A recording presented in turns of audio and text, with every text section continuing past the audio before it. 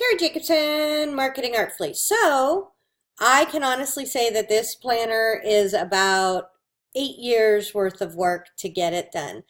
I was a realtor back in 2007, 2008 during the height and the low of the Florida real estate market, and I did really well. But I figured out that the hard parts of real estate, everything that you guys work so hard to do, was the part that wasn't my favorite. And so I work a lot with realtors, helping with marketing, with planning, goal setting, things like that. And two of my best friends are realtors, so I spend a lot of time in the real estate world anyways still. And I am a licensed agent in the state of Florida right now. You can check with my Florida license and check it out. Anyways, what I did with this planner is I worked with my friend Deborah Ward, who is a time management ninja. She has a team. She has a really good business, and then she travels extensively. She goes to a lot of realtor events. She goes overseas to visit family and friends. She's Irish. Her son was a world-class sailor, so she was traveling a lot, and she had to make sure that when she was working on her business, she was very focused and that it was able to run without her. So this planner is based in part on things that she has suggested, as well as I have a large group of realtors in my database, and I grabbed them and I said, what do you guys need to make sure that your lives are running smoothly? So a lot of that's incorporated here. So let's jump right in. So this first one is a calendar, and it opens up flat. So you can see Monday through Wednesday, and then Thursday, Friday, Saturday, and Sunday are stacked up over here. And the nice thing about this is that the realtors that I polled said that they want to have time increments. So they want to know on their calendar that they have a travel time from 12 to 12:30, and then they have to meet somebody for a showing, or that at 3:30 they have a listing appointment. So that is very, very easy to do with this. It runs from 8 to 8:30. And what you do to make this a calendar is you duplex it, right? You plan it on both sides. So the first page over here, then you use a 3-ring binder, or I use the Arc Planner from Staples. And you can make a giant open planner that will lay flat on your desk. Or the thing that I have to have is I have to be able to fold it over, because my desk is not huge and I can't have something that is 3 feet wide. So that is excellent. The next page is what I actually use. I have my calendar on my computer, right? It hooks to my phone, it hooks to my iPad, it hooks everywhere. My family can see it, my assistant can see it. But when I'm working, I need to be able to see what I have to do today. So again, we have the appointments over here, and that runs a little bit longer. This runs 6 to 8:30. We have a little bit more time. And then these must-dos are the 3 things you have to do. Say you have a closing that day, and you need to get something from the other realtor. You need to talk to the title company. There's 1,000 things you might have to do. I put the must-dos there. Those are the things that I have to get done today. And then there's this big list of to-dos. And the thing about this is that I use these little squares. And what'll happen is if I have started it, I will make a slash mark down the middle and color the bottom. That way I can tell that I've started something. I don't really have the ability to work in huge chunks of time anymore, so I really need to know that I have something started. And then goals and affirmations. Oh my gosh, this is the most amazing thing. Every day I write down my goals.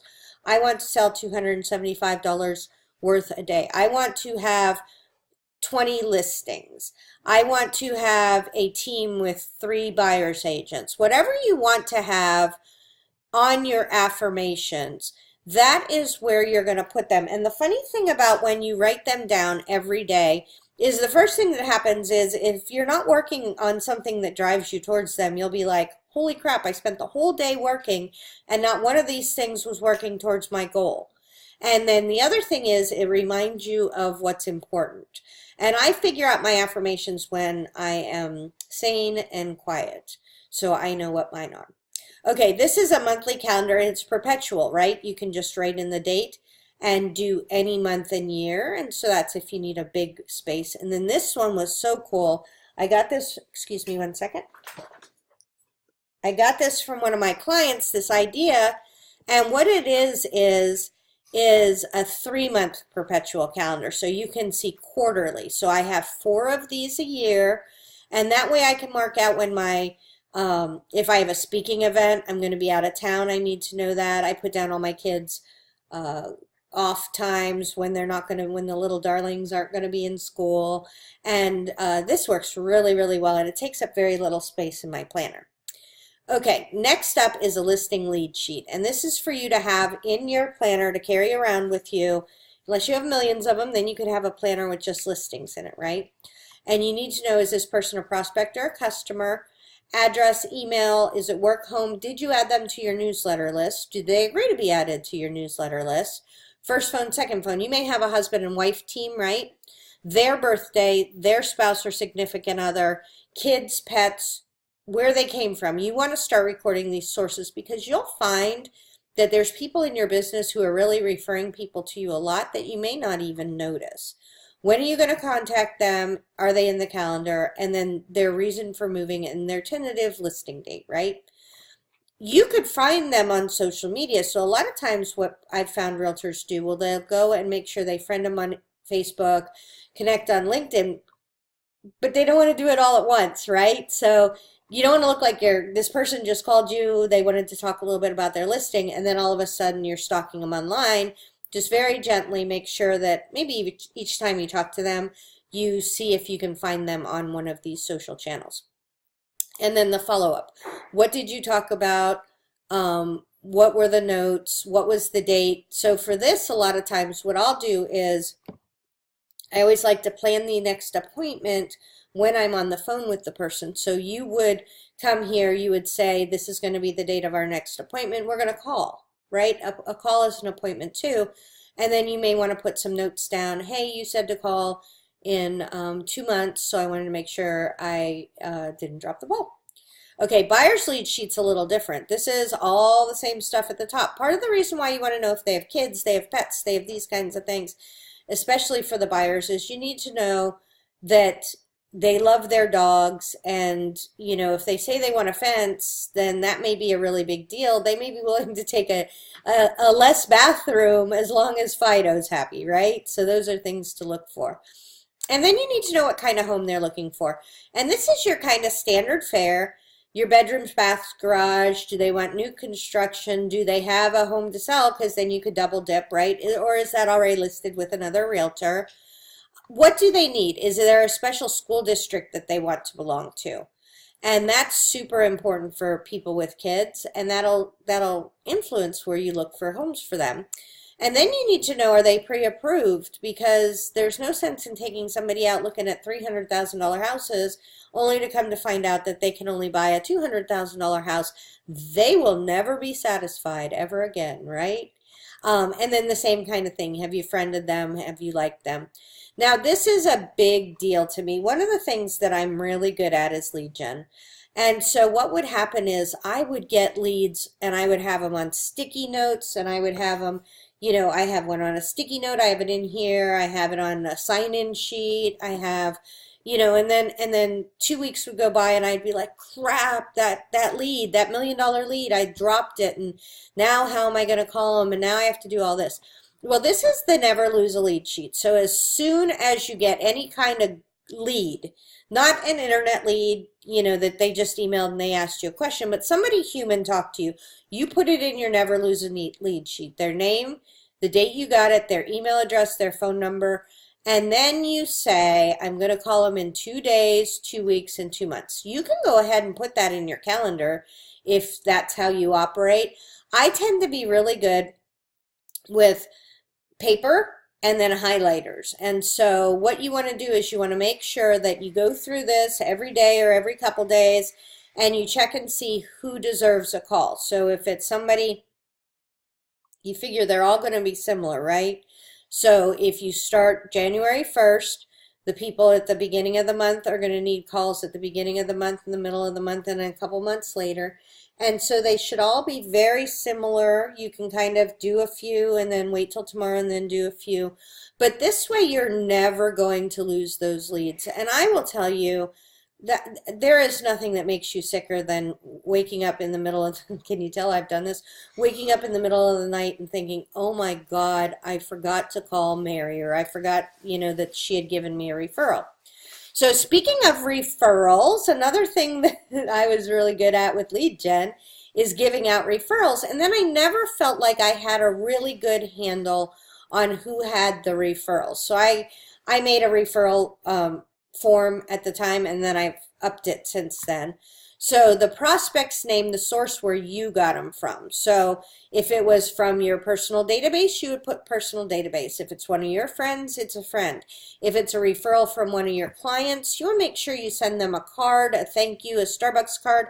I love $5 Starbucks cards, but that. If it's from another realtor, then you might have a situation where you're trying to figure out how to do that, but you want to make sure you know the source. Normal stuff, were they a buyer, they seller, are they a past client? The price range of the property, the referral percentage commission that you decide on with the person who takes the referral from you, the property address or the location that they're looking at, and then the notes. And then down here is the referring agent's name. So was it completed? Were you paid a commission? What was the commission amount? What is their phone number? What date did you refer them? And then being able to follow up with them periodically to see what they're doing. So say you give somebody a referral and you call them twice and they're like, "Oh, well, they just fell away. I didn't really, they didn't really want to buy." And so then you give them another referral and they're like, "Oh, well, they just fell away. They didn't really want to sell." Well, then you really know that that person is not good at follow-up, right? So, because if it was that they were good at follow-up, they would have said, "Oh, they decided to list their home with another agent," or, "Oh, they decided that they weren't going to move until January. I have them on my follow-up list." But if you're never really tracking that, you could give a ton of referrals to somebody who really isn't good at prospecting. And then you're just throwing your money out the window, right? You might as well drop those leads at the start. So this referral form is huge. And then you want to know the prospect's name and information about them. Oh, this is for each one. So there's 2 on this page, right? So this is awesome. Totally perfect. Now, this is Deb Ward's sheet, and do not let this overwhelm you. So what she's saying is here, there's 20 things to do. So for her, she wants to be lead generating from 9 o'clock to 11 o'clock every morning, and she actually had 30 or 40 little squares up here, but I went with 20. So 20 things. So do you want to send 5 emails, make 5 phone calls, do 5 social media posts, do whatever you want these to represent is what they can represent. For her, she wants to do 20 phone calls. She wants to do 30 phone calls, but you could do it as phone calls or do it as what works in your business. I know one of the leading real estate companies does say to make phone calls, and if that is your prospecting method, do that. But if it's not, then you can use those for whatever you want. And then this sheet is for each day. So Monday, Tuesday, Wednesday, Thursday, Friday. So one of the things I love about this is that it is a work week, right? You're not going to be beating yourself up on Saturday and Sunday because you're not prospecting. Those are not work days. So how many hours did you spend prospecting? For her, a perfect week would be 2, 2, 2, 2, 2.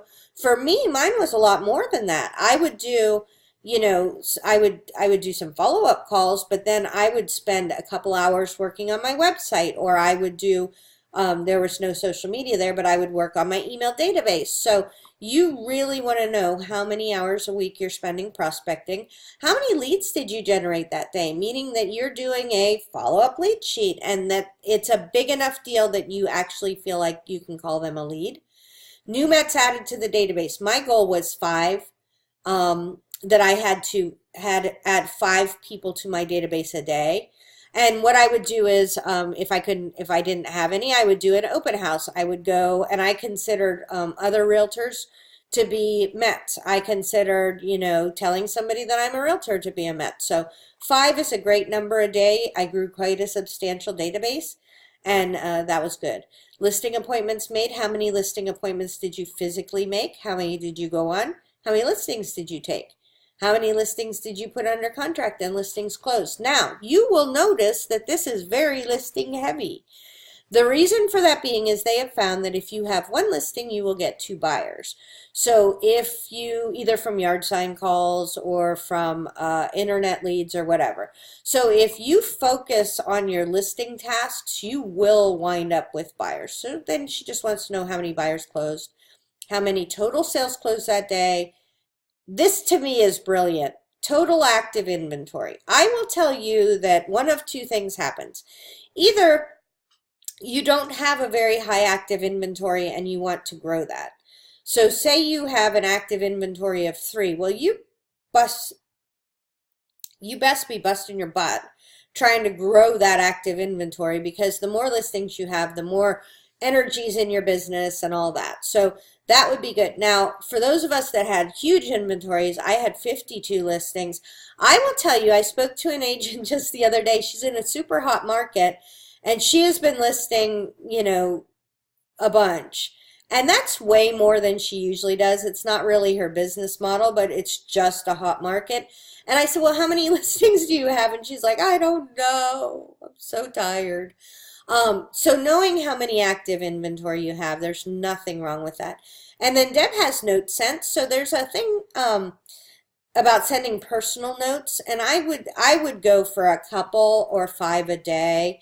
I think there's a real value to that. When you're doing all that lead gen, it really is easy. So if somebody sends you an email and you happen to know their mailing address, send them a note. Say, hey, it was so nice. I do this a lot. I just sent out a whole bunch of success postcards to people, and it wasn't hard. Please don't feel like you have to make this harder than it is. What I did was it's a really cute thing. It says,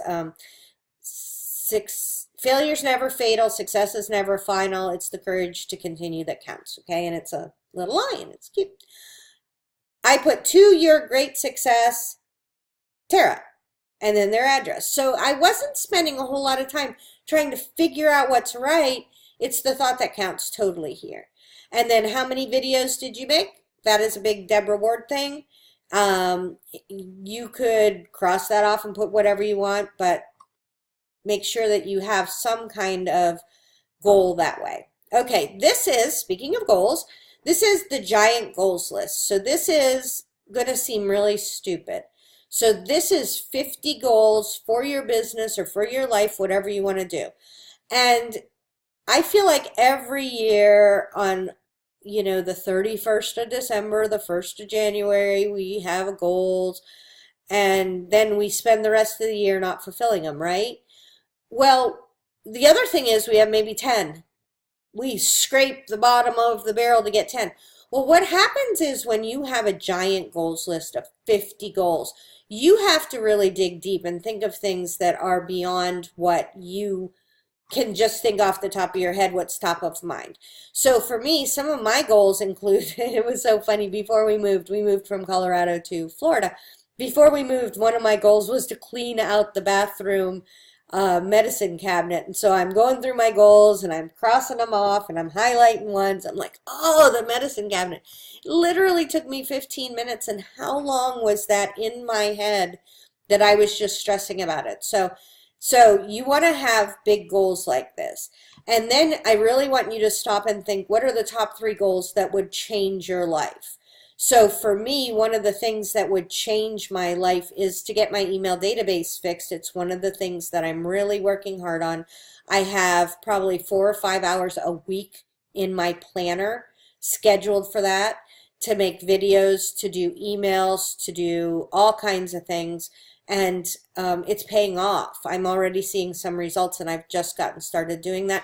I also have it on a piece of paper beside my computer that says what are the things that are going to change my life, onboarding sequences for realtors, Etsy, and writers. So for me, I just surround myself with that. It's in my affirmations. So once you figure out those 3 things, for you it might be having 50 listings. For you it might be having a new admin. It might be growing your team. It might be going to mega agent camp. It might be changing offices or brokers.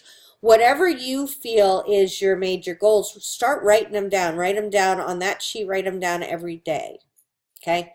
So now this is really cool. This is your goals for the year. So, what GCI do you want to get for the year, right? How many listings totally do you want to take? How many buyers do you want to work with? And then there's a place for 6 other goals. Okay. I love the 50 goals, but seriously, for a year, if you have more than, right there's 9 goals, right? However many listings, buyers, GCI, and then 6 other goals. If you have 1,000 goals for your year, I can promise you, you can't achieve them. And the scatteredness of doing it will kind of kill you. So then what you want to do is you want to start tracking your goals for the year. Now jump in. Right now we're in September. Do October, November, December. I'm really weird in that I hate, like I like to start in January like everybody else does, but I also don't want to wait for 3 months to start my life. And the cool thing about using the printable planner like this is that you don't have to worry, oh my gosh, I ruined that page with just print out another page, right? This is not rocket science. Okay, then this is a sheet I use all the time. I adapted it a teeny bit for you guys. Upcoming listings. So I used to have people tell me, "Oh, I want to list in June." Well, I would always call them in May, right? Because they always give you 30 days later. But I also didn't want to like lose them. So I printed out 12 of these and I knew which upcoming months were. So you could put that there. The reason why it matters to have them with you, I get that you might be using Wise Agent, you might be using Top Producer, you might have a task list from it. But if you start using a planner and you have this carrying around and you're like looking, what do I got to do next month? You flip it over and you're like, you know what, I'm going to give them a call today. That might just save that listing. They may be, thinking, oh, I'm going to just go to a couple of open houses or I'm going to go do this or that. And then all of a sudden you lose that lead. It's just not worth it. Monthly theme is cool. What is your theme this month? So like for, I am the queen of corn. So like for me, a lot of times the monthly theme would be based around a holiday. So I would say, next month would be have a spooktacular Halloween. Don't get spooked by the real estate market and things like that. So all the cards I would send out, everything would have kind of that Halloween spooky theme. And because I'm like so into it, it's okay. Like you could have a theme, say you were Jewish and you wanted to have a Hanukkah theme or a thankful theme or whatever it is. Just go with it and know that it's all about being you and your enthusiasm will carry you over. Okay, promotion days, holidays. So you can have a promotion day that is not a holiday. Back to school should be a national holiday, but it's not. So you could have all these different things. Declare putting your Christmas lights up day, whatever. Let me come out and be your realtor. Let me take pictures when your house looks its most beautiful. Whatever it is, it doesn't matter. These are social media or videos that you're going to be working on this month. 3 things to focus on this month. I am really big on 3. They've done a ton of research to say the reason why the phone numbers are 7 digits long is 7 is the longest amount of things that human beings can honestly focus on. So if I have 3 things, I can really focus on that. I can't necessarily focus on even 7 things in a month. Okay, birthdays, you may want to call these people, put them in your calendar, do whatever. It's always nice to talk to people on their birthdays. It's their own special little holiday.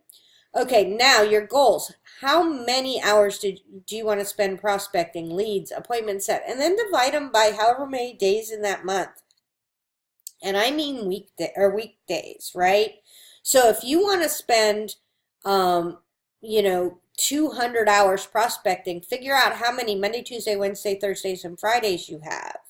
Do not, I think that real estate should be set up like a business, and yes, you can take some phone calls or do some stuff on the weekends, but I do not expect my dentist to see me on Sunday, even if it would be super convenient for me because I don't have to take time off work. He's just not going to do that. So I encourage you to really start claiming some days as your own. GCI goal for this month. And then marketing goals. How many open houses do you want to do? How many blog posts, videos, social media posts? How many newsletters do you want to send out? The number of mailings, hard copy mailings you want to do, and networking. And let's go ahead and just look at a 33 touch plan. So if you read The Millionaire Real Estate by Jay Papasan and Gary Keller, what they did was they found out that top producing realtors, like $1 million mega agents, had one thing in common. They contacted their people and they figured out every 11 days. So they called them, they sent an email, or they sent them a postcard or a personal note or something like that every 11 days, which would be 33 times a year. So they have this really cool thing. It's called a 33 touch plan. And as a marketing person, and even when I was a realtor, I was like, that's adorable. So I'm supposed to go into my calendar and figure out every 11 days, and that's just too hard, too hard. So if you make it a 36 touch plan, it's fabulous. You can just do 3 things a month, right? 36 divided by 12 months, 3 things a month. So what you should do is have a theme for each month, and then record when you made your calls to everybody, when you sent out your newsletter, or like I love Deb Ward sends out the Irish Day, like on she hates St. Patty's. On St. Patrick's Day, she sends out an email to her entire database and says that you shouldn't call it St. Patty's Day, and that she loves us, and that everything's great. So have a really strong email. I'd rather see you send one amazing email than to send the canned crap that a lot of the companies will give you. Really make that a good one. And then if you did a direct mail, so that could be, where you send out postcards for all your people. It could be direct, it could be your just sold postcards or just listed postcards. But you want to do this every month, right, to your database. Open house checklist. I know open houses don't work in your area. Just start with that. But that has come to me every time I've talked to everyone, and then every market I have somebody that says, you know what, open houses do work in my area, just nobody likes to do them. And I get, if you don't want to do them, don't do them. But the one thing I want you to know is that as a listing agent, very successful from the ground up, not knowing a thing about real estate, to I had 50 listings. One of the things that I tracked and knew was that 40% of my listings came from open houses. Because I'm sitting in an open house, and I wasn't really funny, like I wasn't trying to get buyers. I didn't like buyers. I only worked with like 2. What I was trying to do is to cultivate that open house experience. I would go to all the neighbors' houses. I would have things to drop off. Hey, I'm having an open house there. I wanted my signs in neighborhoods. So my open house signs had my name on them. I did them on Tuesdays and Thursdays, because if somebody's coming home after work dead tired and they're still stopping at my open house, it means they have a real estate need, right? So this is a really good checklist. What is the day and date, the time? Is it owner approved? Did you update them the day before? Did you update them after? Now, when I did it, I didn't have many listings, right? So in Keller Williams and in a lot, I've checked with a lot of other brokerages, a lot of times the big listing agents will let you hold their houses open, especially if they're vacant, right? So if you're working with another agent's house, you would have their name, their phone number. The reason I love this is occasionally I will tell you, something would happen. There was a dead squirrel in one open house. I'm like, do you know there's a dead squirrel? Did the agent approve it? Things like that. You want to start tracking your results. How many people attended? How many listing leads did you get? How many buyers leads? And have you added them to your database? And then I love pulling out a top prospect. Like, who did you really think would work with you out of that group? So that's kind of cool. And then this is just a sign-in sheet for your open house. Oh, beautiful stuff. So I have 3 pictures on here. The best preparation for good work tomorrow is good work today. So you can print that out, and you could put it under a clear cover if you're using my kind of planner. You could print it out and slide it in the front cover. It's just something to make you happy. Plans are nothing, planning is everything. I love Dwight D. Eisenhower. And the last one is, if you're trying to grow a team, this is just an amazing reminder. Great things in business are never done by one person. They're done by a team of people. And so that, what I like to do is I like to, A, have it be happy so that when I'm picking up my planner, I'm really excited to get it. And then B, I sort of like it to remind me of something that I'm working on. So, Hopefully that helps. Tara Jacobson, Marketing Artfully and Paperly People.